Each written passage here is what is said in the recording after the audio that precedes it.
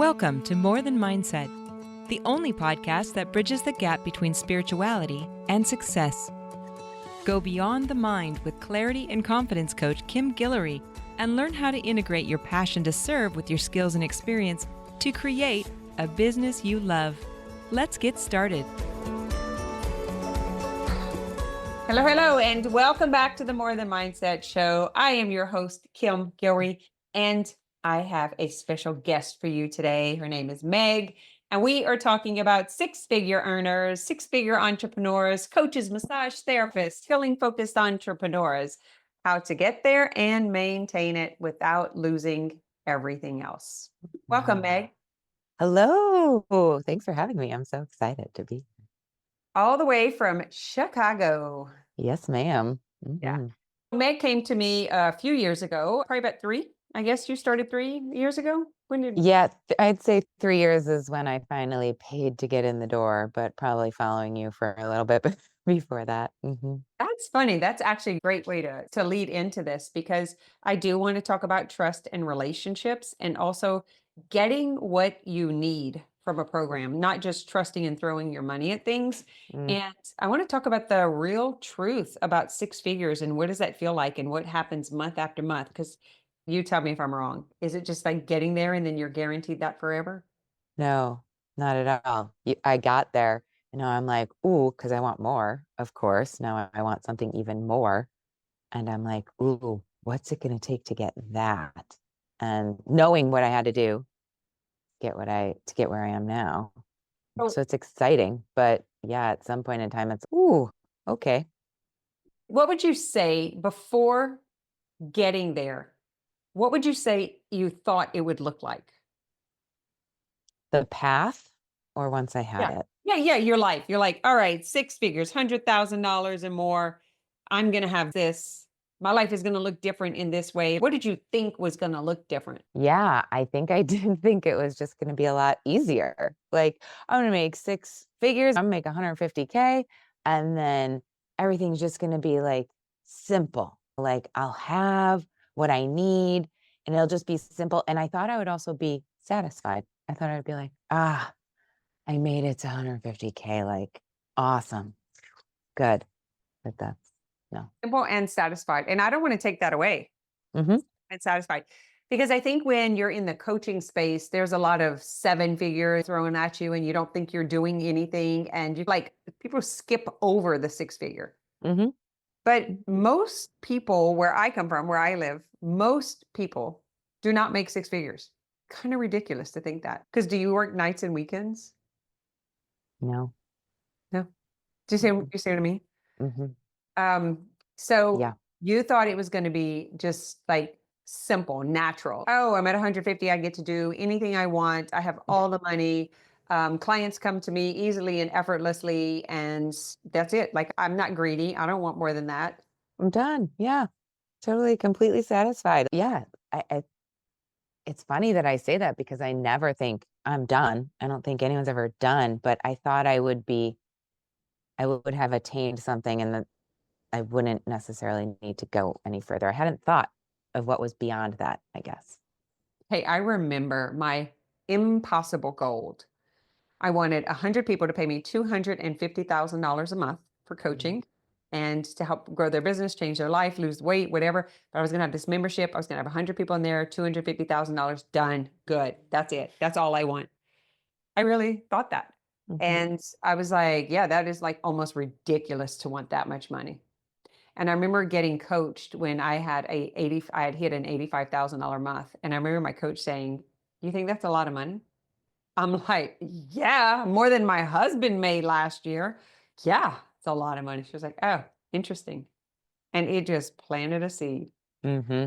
because I had to confront what had I done to do that and how much more did I have in me? What else could I have done?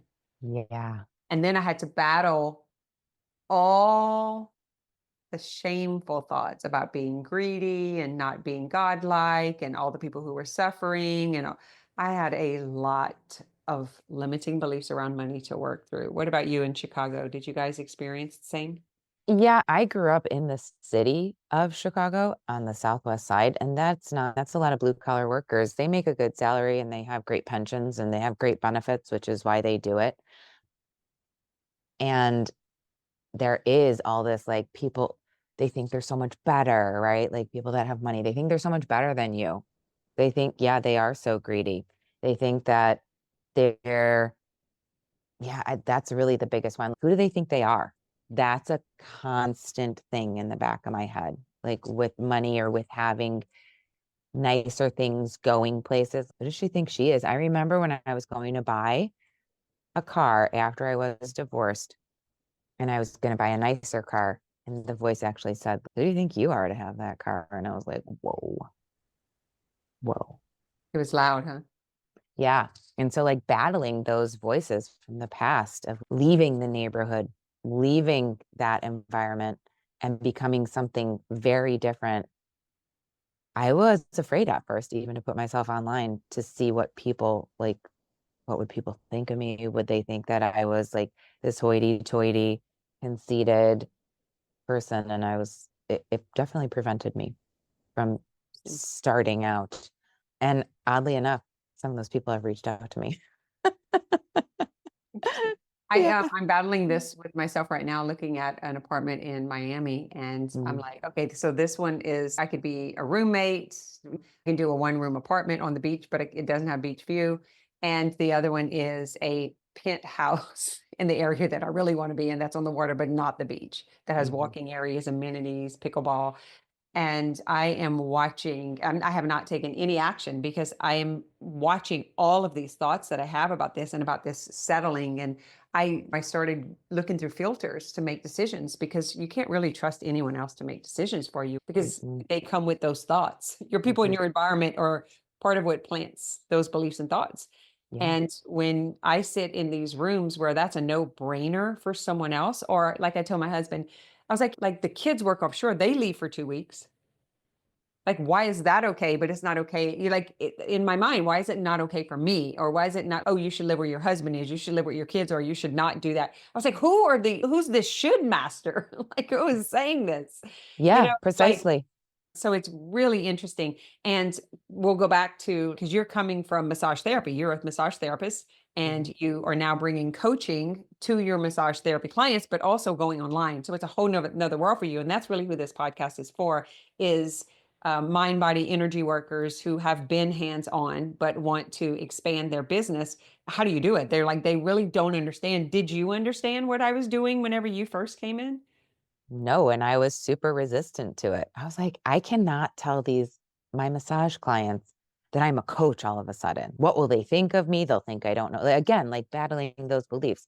How does she know what she's doing? How did all of a sudden she become that? I also had this thought, would they think I was failing as a massage therapist now that I'm becoming a coach? Like, I had so many thoughts about it that were preventing me from even just telling them what I was doing. But that turned out to be the secret sauce. That was the gold. So, how is your life different since you are earning six figures? And how does it feel to like, because you're going to go for multiple six figures this year?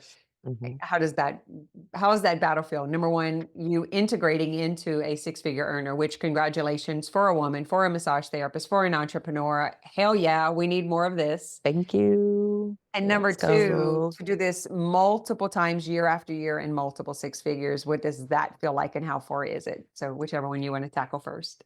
I think that I am still in a little bit of disbelief. Like I try to celebrate it all the time because it's if I don't take the moment to celebrate that it actually happened, it's just like you said, like the six figures, you just pass over it. But there's something to actually embodying that version of me that did it. And what did I have to do? What did I actually do? And being super proud of myself for staying in the game when I didn't want to, when it would have been easy to just let my mind tell me all the reasons to just be quiet, to not talk about it, to not go for it, to just go into all those comfy habits of, I'll just massage more, I'll just stay in bed, I just won't go to the gym. The daily things that it took, Mm.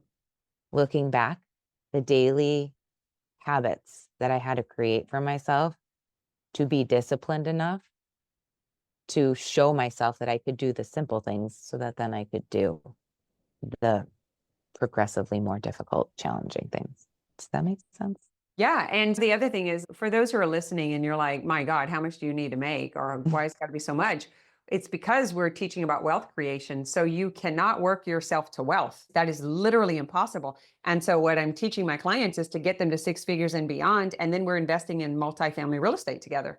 And so that's why once you start planting that seed and you start putting money into something that's going to grow for you, then one day that's going to actually earn more money than you can earn with your hands and time. And so I just want to talk about how much did that incentivize you to want more, knowing That was where it was going to go. yes, that was a huge factor in, especially after the second half of the year. I was like, holy cow, now I do have all this money. I am earning all this money. What have I been doing with my money? So it made me stop and take a look at how I had been spending my money and that I wasn't being as intentional as I could be with it. And once I did that, I saved $10,000. $10,000 in less than 6 months in order to do what you just talked about, which is I know that I'm not going to be a massage therapist or a coach like till I'm 95, right? Like I want my money to be making money. Yeah. How can I do that? I have to be much more intentional with what I'm doing with it, where I'm putting it, and how my money's making money. That's what I Yeah. wanted. I'm like, send my money out to bring friends back. Go play, go make some friends, go have some babies. And then go back. Absolutely. I have a check sitting on my desk right now that came in from real estate that I just happened to be opening my mail today. And it's so cool because I'm looking at the van, like my Sprinter van, is it Sprinter van, that I'm actually paying out because I made a mistake on that, like my investment on how I did that. I didn't realize my goal this year is to raise my financial IQ. So the way that I bought that is actually me paying out, and it is taking more than I'm paying out. But this, I actually paid out one time and it will never stop paying me for life. Mm-hmm. For life. Mm-hmm. And then you take that money that it's paying you and then you go buy the Sprinter. I didn't know that when I did this. So it's a different scenario. And that's like when I'm saying setting your target. So of course your target would be $170,000 until you saw how Exactly. much more? 300,000, 500,000, Yeah, a that's million? my goal this year.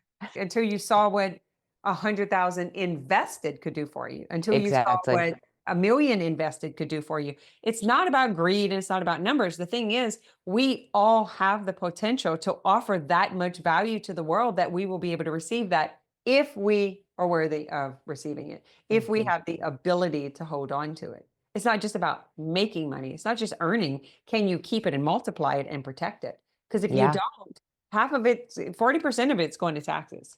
absolutely. And learning that this year for myself also helped me to see how I want to teach my children differently because I wasn't taught these types of things, right? It's just like I said, you're a blue collar worker, you work, you get a pension, you retire, you live off your pension. There's nothing wrong with that. But I'm not one of those people. I'm not doing that. So I can't rely on that. I need to know where is my money going to come from in the future. And it just changed my whole the way I see everything, the way I see myself, the way I see the world, the way I see money, everything, the way I see my job. So let's get into the fun part. After Mhm, you made your first $10,000, $20,000 month and mhm, the first of the next month came around, what was your mhm. thought? I was always like, oh, what's going to happen this month? How am I going to do it? How am I going to do it? But I think that changed in terms of prior to last year. I think it would have been like, I don't know what I'm doing. I'll never be able to do that again. That was a total fluke. That was the question changed to how, not will. Not will it happen, but how's it going to happen? Which opens my mind to different ways, different avenues. Mhm. And what about the end of the year? When you're in disbelief that you even did it, how do you set yourself on path to start doing it again? What did you tell you? What's your mindset behind that? What's driving you? That's such a good question. And I want to say that I want more than ever. Now that I know that it's possible, I want to surpass that. I want to surpass anything that I ever even dreamed was possible because, like, in my little notebook, in my journal at night and in the morning, I never dreamed that I would even be here, what I'm doing. And if this is possible, and I never knew that was possible, like, what else is possible that I haven't even thought of yet? Right. Like you say, I don't know what I don't even know yet. And that gets me excited. Ooh, who am I going to meet this year?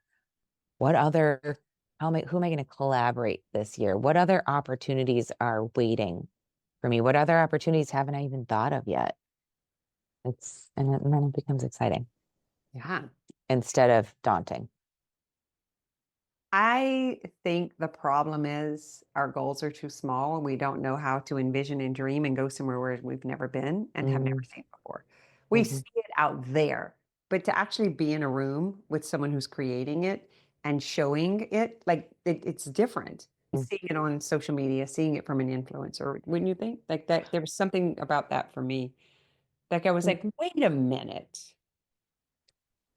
I can do that. Yeah, I think also when it's broken down into like 1 month, 1 month, like what having the math and the path that we talk about all the time was very helpful for me because having no goal, I can see where that gets me, like anywhere in life, right? Having no goal on a Saturday, maybe I don't want to have a goal on a Saturday, but I can tell you that when I don't, I just get lost in this cloud, this haze of spinning, right? So, same thing in business, same thing in my relationships, same thing with my kids, even in my household.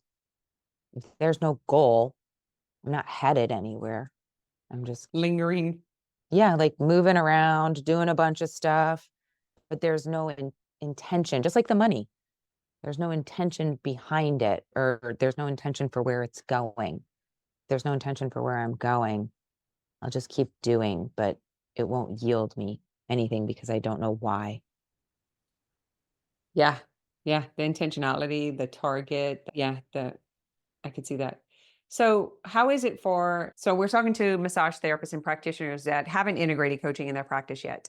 Mhm. And I'd like to know what your clients first said before they understood what it was. Like you had to sell yourself first, of course, because you already said you're like, no way, they're not going to buy it. I can't do what you're doing. But you obviously have because you're doing coaching now. What has that experience been like from them being like, what is that? Mm. Like, What I think has happened naturally, okay, yes, I had to sell myself first, what you said.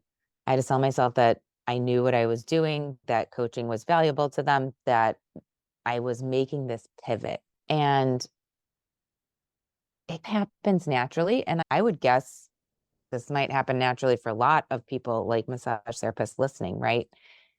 When people are on the table and they've been your client for a long time, they're naturally very open with you a lot of times about what's happening in their lives. And so when I saw myself in the role of coach, mm, I saw how it was easy to talk about it then naturally with what was happening in their lives. Like I would refer like my coach and I have talked about this, or I went through this with my coach too. And then it just opened the door for conversation for me to make an offer, but it didn't feel like selling. It was like, I'd love to work with you on that. I'd be happy. Do you want to do some coaching around that sometime? Do you want to try some coaching? It just, it became like a natural conversation, like just any relationship is, right? Just natural conversations as opposed to me feeling like I'm putting something on them or wrangling them into something that isn't good for them. If we're already talking about this kind of thing, how can I help them further in their lives? interesting. I love what you said. When you say my coach and I, what my coach and I were, I think a lot of coaches miss this part. They don't talk about themselves getting coached. They don't talk about the value and the benefit. And I'm like, you're not going to sell me when you talk about you and your coach. you're going to sell your transformation that came through coaching, not the coach, Hmm. but coaching. And I Right. think you missed that. So I love that you got that because I believe it makes it so much easier. Like I just said, whenever my coach said 85,000 is a lot, like I did not sell my coach. Hmm. I sell coaching. Yeah, precisely. And I think that is a mentality that I had a long time ago, which was if I tell them that I have a coach and they know that I'm getting all this benefit from this coach, that they're going to go to her Yeah. instead of buy from me. And I was like, whoa, that's a major limiting belief on my part. So cleaning all of that up was super essential. But I talk about it all the time. I talk about you. I talk about our business coaching. I talk about my personal coaching. I talk about that's how I'm getting people to come to the event too. Like, my coach is coming here. We're going to do this awesome event together. People are like, Let's talk about the event. Let's, I because I can't was going to wait. say, what's next for you? Meg is like up for a challenge. She was Mhm. like, okay, let's keep growing. And so we're doing a live event together in Chicago. So that's an intention for me is to go out and meet my coaches and help them start creating and doing live events. And so we're doing this Mother's Day weekend. And I'd like to ask you because the name of it is How to Have It All, which is a super life, how to create a super life, because Mhm. we believe that is what we have created, and all meaning all to you. Meg's Yes. all different from my all, but you can have it all, whatever all is to you. So, what is super life to you? How would you describe it? Mm, What is having it all? freedom is absolutely having it all for me in terms of freedom of choices. So, having the money to have the freedom of choice. Like, if I want to go somewhere, if I want to take a vacation, if I need a new furnace, I don't feel like I am strapped or struggling or restricted. That's very important to me. And freedom in relationship in terms of actually owning who I am, actually speaking about what I want, what works for me, how we can make that work together. But it's about, like, more than ever this year, this idea of really, when you and I started working together, I was in this place, right? Where I was like, that doesn't seem like a good relationship. What I was saying I wanted. And you were like, who's deciding that? Like, who are you letting decide what your relationship should be? And I was like, that's such a good question. And so this year, more than ever, I have decided what works for me, what I want in a relationship, and then having the courage to own that and then to express it, not just with my partner, but with my kids, with my mom, with my clients, and just it helps me show up in a whole new way. And that is a super life. That's absolutely a super life to me. So having a business, relationships, owning everything, right? Like taking my responsibility for everything that I want in my life and saying that I want it and then allowing myself to have it and then allowing everyone to see that I have it. Like, yeah, this is Interesting. Interesting. Yeah. Because have you experienced where it's all work and then your health starts going down, your relationships going, or it's all relationship and then your business starts going down, or it's all health and then like not being able to juggle all of them at the same time? I don't love the word balance, you know that, yeah, but me either. it's like a juggling. And it's like when one exceeds, then you got to stop and go put out fires in the other. That's what I think the super life is. How can all tides rise together? How we do anything is how we do everything and contain without losing. Hmm. So Yes. is that something I that you and your clients experience with when I they're focused on their health, that something else is falling, or their husband or their wife is like, this is not working for yes. me, you're all about you. I would say that a lot of it with my clients is their relationships. That's where they struggle the most. And even if they're not married, it might be like a best friend or a work relationship, but just some very intimate relationship in their lives. And it is it consumes all of them. So, like, the problem consumes them so much. And it's not then that they can't, so, like, they are excelling in work or they are excelling, like, their health is fantastic, but it's now what about this other thing? So, yeah, how can we come together? How is it possible? What's the thing in the way that's preventing us that needs adjusting so that Mm. we can have all the pieces. So what would you say to someone who's, yeah, have it all? I wonder why they don't think it's possible. I wonder why. I wonder what they do think. I wonder what they have experienced I from think that otherwise. yeah, I think they interpret have it all through what they see you have and don't realize that you have what you want. They can have what they want. We don't have to want the same thing. Like Yeah. that bio individuality thing. Like maybe you don't want a relationship at all. And you're like, on that, I want to just make the money and have my health. And maybe those things, like the money's not interesting at all. You're just like, no, I'm just going to work out and love my body and love my person. And that the rest doesn't matter. That's the part that I find is hardest to relate is no, your all is your all. Like, Yeah. don't misinterpret my all. For not everyone wants to have second or third apartment or house somewhere else. I do. Mhm. Because living in Louisiana and the limitations of my environments, like, but I don't want to live in the city and have all this traffic. That's why I don't want to live in the apartment on the beach. I want to go to the other one that has the rec center and the restaurant and the yachts and like a walking track. That's the having it all. When I look at one apartment, it's, oh, it has the beach and Mhm. traffic and Mhm. a brand new grocery store across the street. And it's cheaper and it's a one bedroom.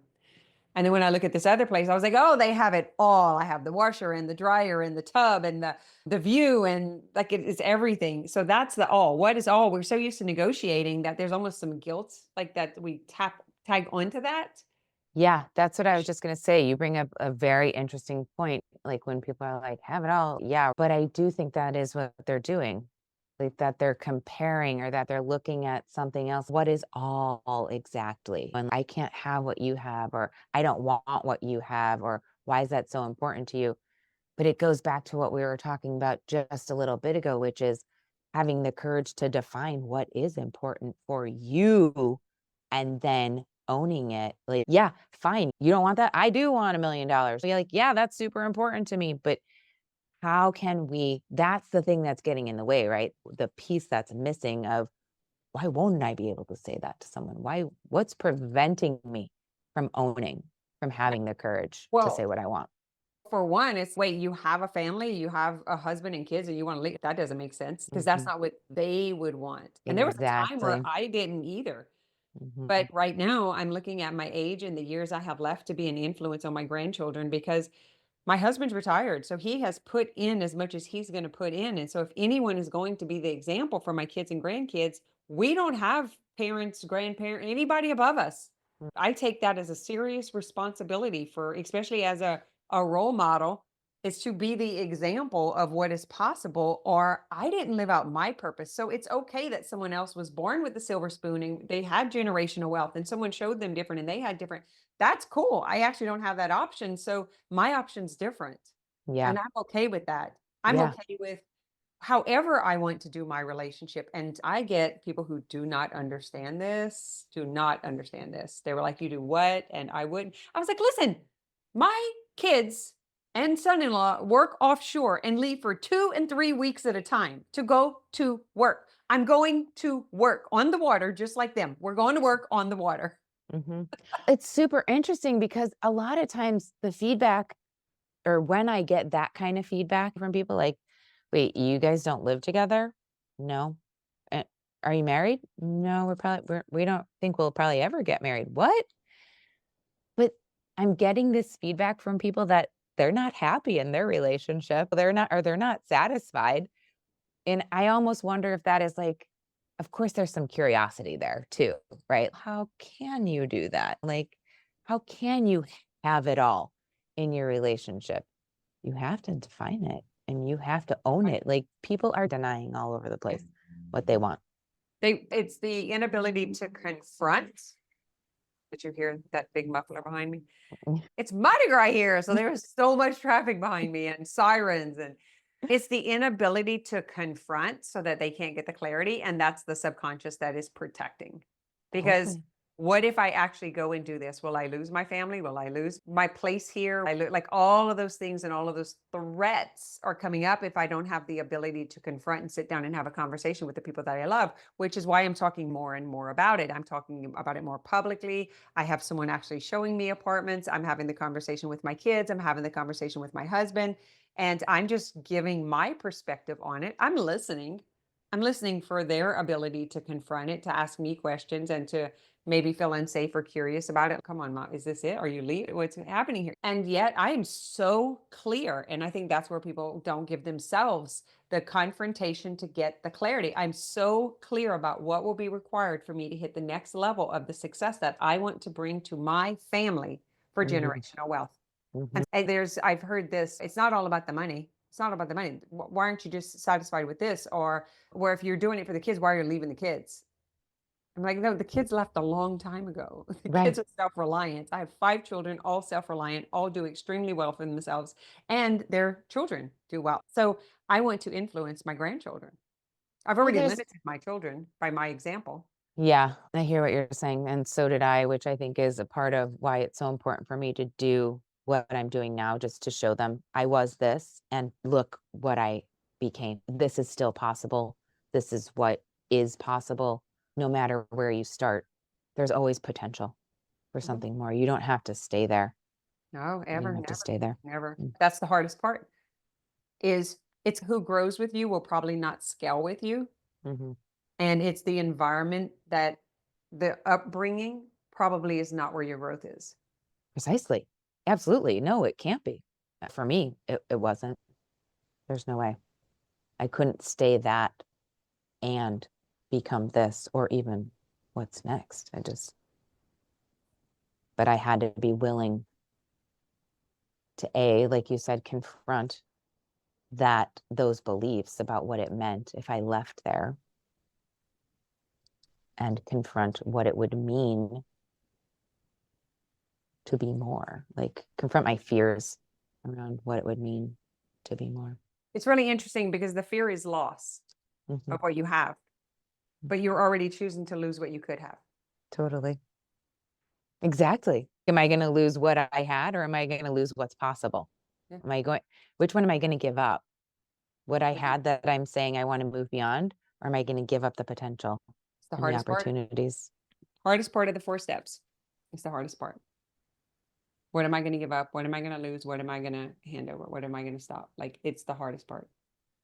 And getting a grip on that through the coach training was essential for my growth this year.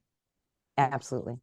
So that's probably what I'll lead into, to just go ahead. So we've talked about what we're going to do next. I'll put some links. Meg is a relationship coach and also a massage therapist. So she does work online and in person.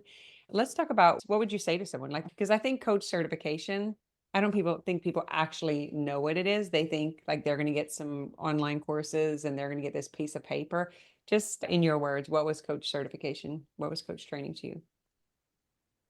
A completely new way of living life.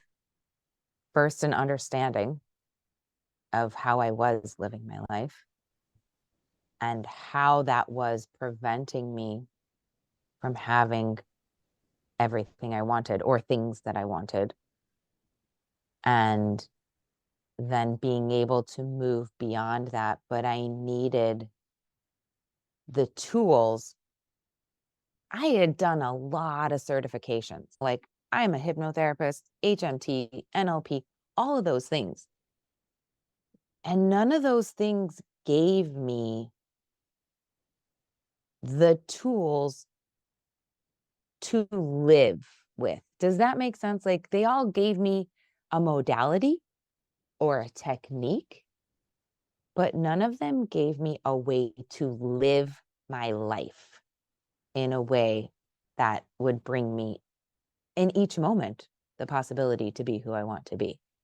And that's what the coach training gave me, a way to live, not just like a technique or a bunch of tools. Or there are absolutely tools, there are absolutely principles and learnings and teachings, but they're applied to life. They're a way to live. It's not, okay, now we're going to sit down and send you into hypnosis. It's like a way to choose to live each moment. That's what it gives. Yeah, what I'm hearing, it's like title versus application. Mm-hmm. Yeah. Mm-hmm. Like how to apply this and get what I want Mm-hmm. so I can help others get what they want. Yeah. Yeah. First and foremost, it came through me. And then once I was able to do it, then I could see how I could transfer that information and knowledge to other people, or just help them see it in themselves, really help them be the mirror. Yeah. All right, Meg, let's go hit some new targets. I'm so excited. So excited for this year. Yeah, I'm actually most excited by the thing that used to be the least exciting, which is the changes and the partnerships and the collaborations that I am now. I think there was a time where I didn't know what it was going to look like. So I tried a bunch of things and I for sure found out that's not what it should look like. And Mm-hmm. now I feel like I have the right partnerships and people and success stories. And it took more time than I thought. Would you say the same for you? Took a little more time than you thought to get where you got? Yeah, absolutely.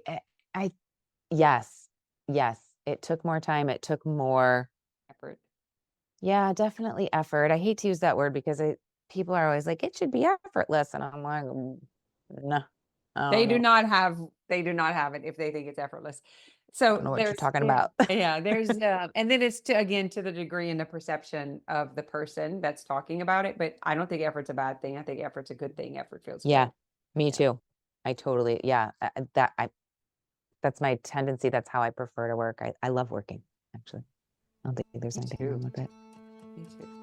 All right, my friend. I will see you on the other side. Thanks for listening to this episode of More Than Mindset.